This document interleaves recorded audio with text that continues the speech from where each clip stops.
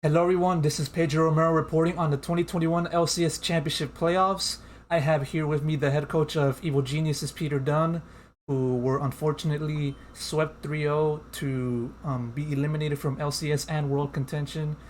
Peter, it was a very difficult series for you to watch at this evening, and so first, I'd like to know what is the team's mindset right now after this series. I mean, obviously, it's a very disappointing loss. I'm not disappointed that we've lost the game. I'm disappointed that we didn't come out to play today. It felt like we didn't really play our style. I mean, I think that the way that Evil Geniuses play the game is we play a very high risk, high tempo style of play. That kind of says, if one person dies, it doesn't matter. We're just going to trade something on the other side of the map, and there's a trust amongst the team that if we mess up, it doesn't matter because somebody else will get something else, right? And obviously, it's a really fine balancing line, and sometimes it works, and sometimes it doesn't, right? So it didn't work at the best against 100 Thieves. It worked okay, but it wasn't at the best. But today, it felt like we didn't even play the game, um, and so that's what's disappointing. It's acceptable to lose. I mean, but it's not acceptable to lose in the way that we lost, and I can't help but be disappointed about it. Yeah, like as you described, it was a pretty disappointing performance from your players, and so I mean, even so, I mean, it looked as though you guys were ahead at in some aspects throughout the series, and it didn't look as though the team's mentality was like in tatters or in that nature, and so. What made you believe that the team's mentality wasn't up to speed compared to C9's for the series? I mean, to be clear, I don't want to blame our players for this. I think as a coaching staff, we have to take a large amount of blame, for making sure that our players went in the right mindset. But if you compare to how we played today to how we played, even against 100 Thieves, against Dignitas in the regular season, we're pushing the pace. We're always forcing the enemy team to make decisions, right? But here we were never in a position to force the enemy team to make any decisions, and so we couldn't force any mistakes. And we basically let Cloud9 choke us out. To give an example, for instance, in game three, we have a comp that wants to collapse from side lane into mid lane. And we have Jin to facilitate that kind of thing, right? But we didn't use Jin out once in the entire game until right at the end on the final push to clear minions in our base. And to be clear, that's not on Danny. It's a team call, right? Like we need to play through the side, we need to collapse onto mid, and we need to use our Jin or Jin's there in order to be able to force. And we never had opportunities to do it, and that's it's disappointing. It's everyone can have a bad day in the office, but I kind of wish we just got blown out more, and then we could say Cloud9 are for sure the better team. But I think in our games today, we had 3K, 4K goal lead in most of the games actually.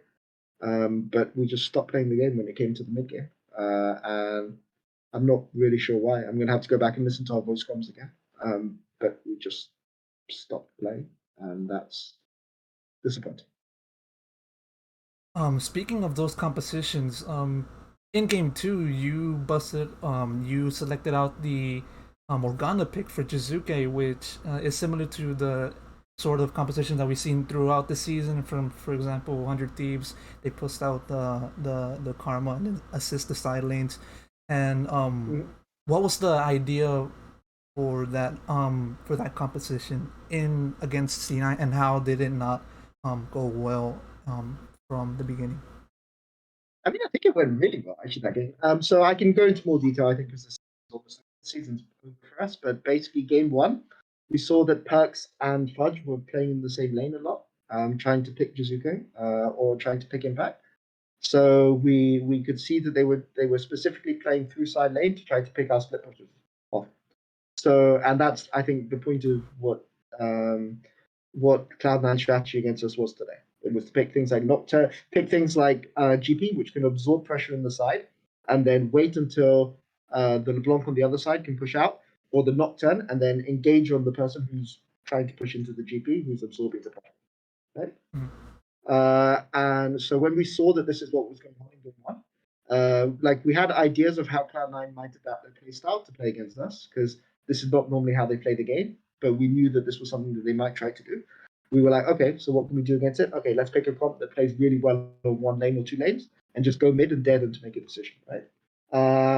And this is why the Morgana was picked there. It put Jizuke on a champion where he wants to be mid with Danny together, so they're both in the same lane and they can both force together. And we wanted to stop them being able to make picks on the side and dare them to fight us 4v4 mid. And it worked for a lot of the game until the fight just before Baron, where I think at least Sin survived on like 100 health, and if he dies, then Viego is going to full reset through their entire team. But he managed to survive, and we didn't get the reset. And then they aced us. They took Baron, and the game was over. And that was the idea behind the Morgana pick. We've picked it into LeBlanc. It's a Jizuke special into LeBlanc because it gets full priority early.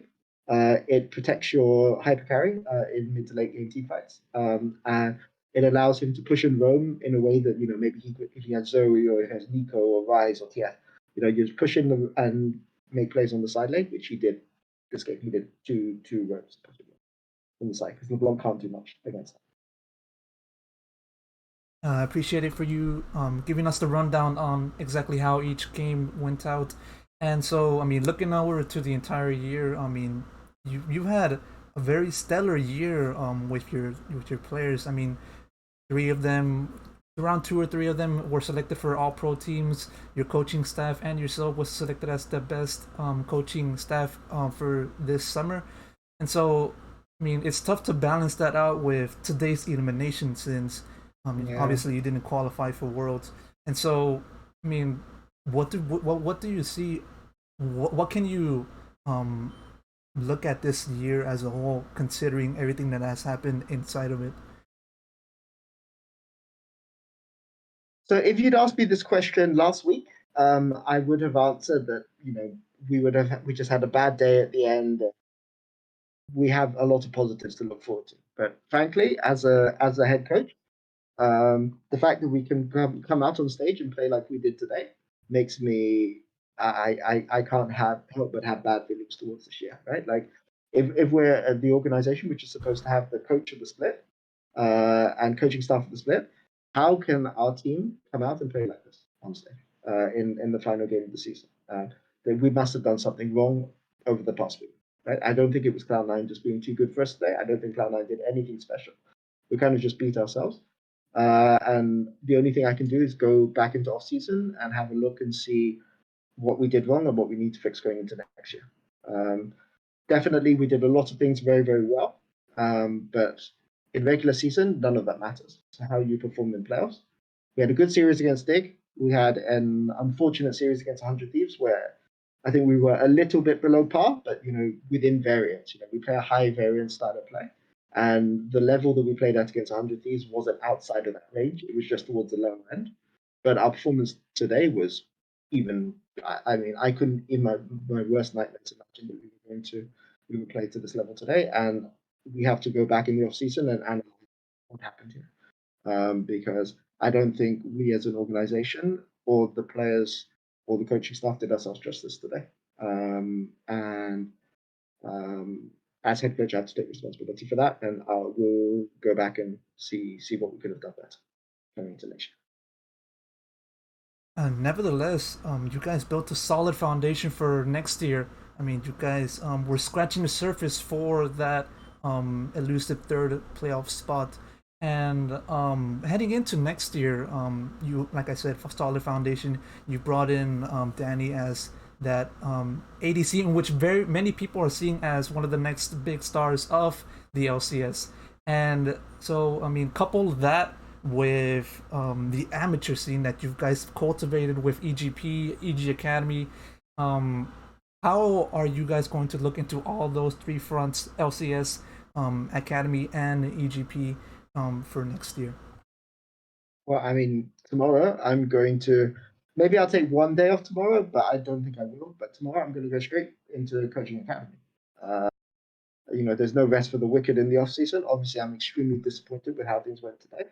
But my responsibility for EG isn't just to focus on LCS organization, and I've been pretty glad with the support that I've received from the org and the trust that they've had in developing through amateur and academy. We had Danny come through from amateur, which is obviously the big highlight story, but also contracts.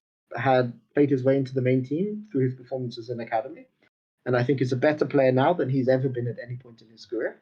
And had a solid performance in playoffs.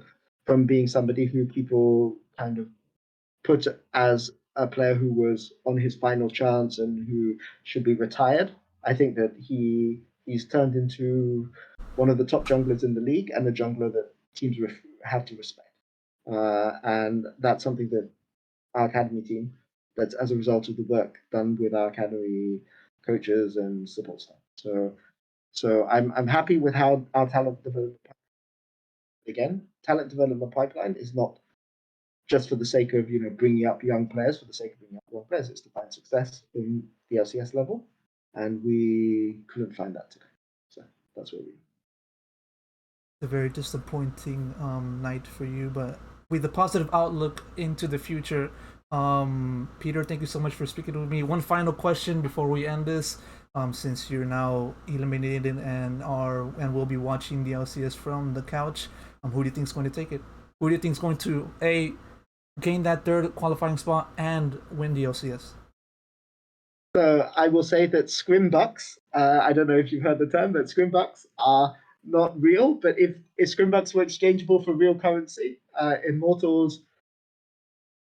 How should I describe this? Immortals would be the Sultan of Brunei, and TSM would be somebody buying using their last dollar on a lottery ticket, hoping for a chance. So I'm really interested to see how that transfers across. I think Immortals are crazy good in scrims, and I wouldn't be surprised to see Immortals in Worlds, but scrim performance doesn't translate into online performance. But I would be shocked if TSM won tomorrow. I would be extremely shocked. As for how Cloud9 and Immortals will do, or Cloud9 versus TSM, you have to back Cloud9. I mean, they haven't played well, but they find ways to win games, and that's what you need in a playoff situation. As for who's going to win the league, TL have worked out their problems.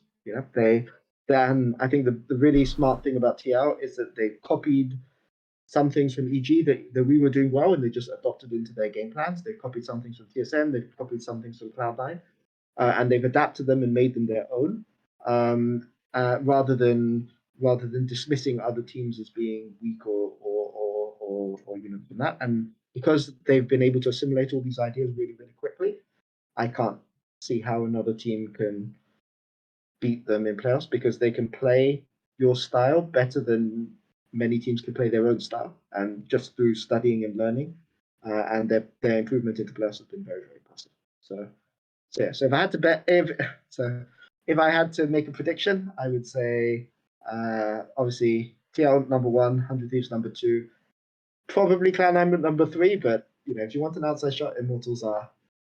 I mean, Xerxes is a real clutch player. It's possible that he can carry Immortals to Worlds. So we'll have to see how Scrim performance translates to stage. We'll have to see indeed. And so, once again, thank you so much for the interview. I have been Pedro Romero, and with that said, I'll see you guys all in the next one. Take care, everyone. Thank you, Pedro.